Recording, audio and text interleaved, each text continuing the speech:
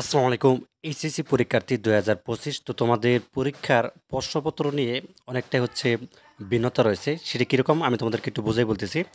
তো গত বছর দেখো মানে ২০২৪ সালে যেরকমভাবে গতানুগতিকভাবে যে পরীক্ষাটি অনুষ্ঠিত হয়েছে, মানে প্রশ্নপত্র যে নিয়ম ছিল, এবারে কিন্তু একটু ভিন্নতা আসবে। ঠিক আছে? সেটা কিরকম?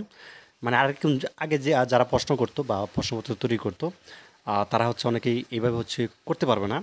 মানে আগে যেরকমভাবে সৃজনশীল প্রশ্ন তৈরি করতো বা যেরকমভাবে সিলেবাস থেকে প্রশ্নপত্র তৈরি করতো, এরকমভাবে হচ্ছে না। ঠিক আছে? একটু ভিন্নতা হবে এবং একটু কঠিনও হতে পারে। এটা কীরকম? আমরা কিন্তু এই যে কিছুদিন আগে যারা এসএসসি পরীক্ষা দিয়েছিল, তাদের যে প্রশ্নপত্রর মান দেখলাম বা যে প্রশ্ন তৈরি করা হয়েছে, সেখানে কিন্তু অনেক প্রশ্ন কিন্তু অনেক বেশি কঠিন ছিল। ঠিক আছে?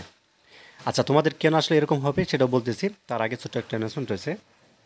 আচ্ছা, তোমরা ইতিমধ্যে জানো যে এইচএসসি ২০২৫ ব্যাচের জন্য আমরা বিজ্ঞান, মানবিক এবং ব্যবসা শাখার জন্য অল সাবজেক্ট সাজেশন দিচ্ছি। মূল্য মাত্র ১৫০ টাকা, মানে ১৫০ টাকা।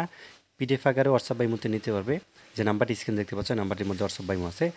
মাত্র ১৫০ প্লাস এমসিকিউ আর ২০টির মতো তোমাদের সৃজনশীল দেওয়া হবে প্রতি সাবজেক্টে আর কি। তো এখান থেকে কিন্তু কমন পাবে। গত বছর কিন্তু তাই পড়েছিল। যারা নিতে চাও এই নাম্বারটির মধ্যে যোগাযোগ করো, হোয়াটসঅ্যাপ বাইমো আছে নাম্বারটির মধ্যে।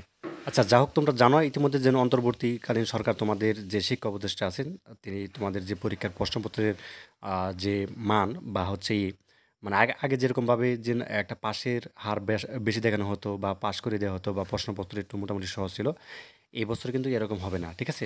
তোমাকে পড়াশোনা করেই কিন্তু পাশ করতে হবে। তো যা কি, যেমন তোমরা নির্বাচনী পরীক্ষা দিয়েছো, সেখানে দেখেছো কী টাইপের প্রশ্ন হয়েছে। তো এটা অনুসরণ করে দেন তোমরা পরীক্ষার প্রস্তুতি নাও। তো ধন্যবাদ সবাইকে ভিডিওটি দেখার জন্য।